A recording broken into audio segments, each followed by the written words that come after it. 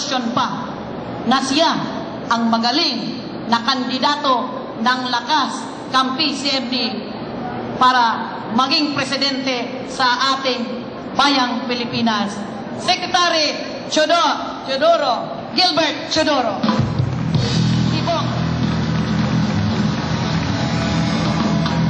Alam niyo po, katulad po na nasabi ko, this is my first.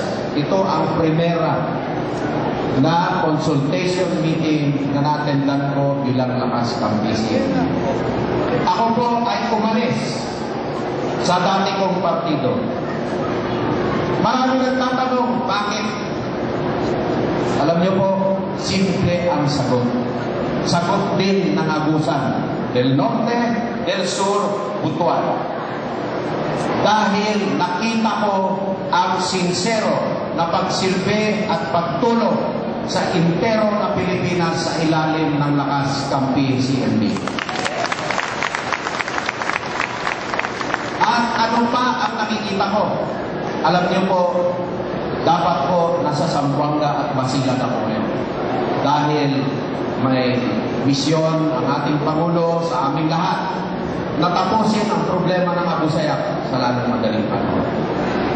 Tayo po ay nasa Mindanao.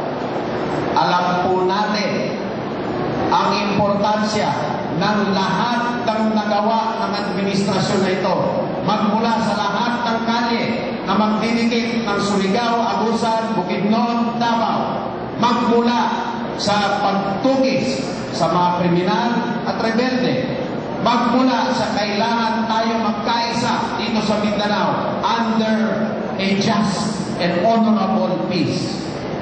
Kung iba na partido ang humawa nitong bansa na to, masisira lahat ng pagod natin at ang kinabukasan natin baka mapinsala. Kaya kailangan patuloy ang liderato ng Lakas Kampi CMD sa bansa na to.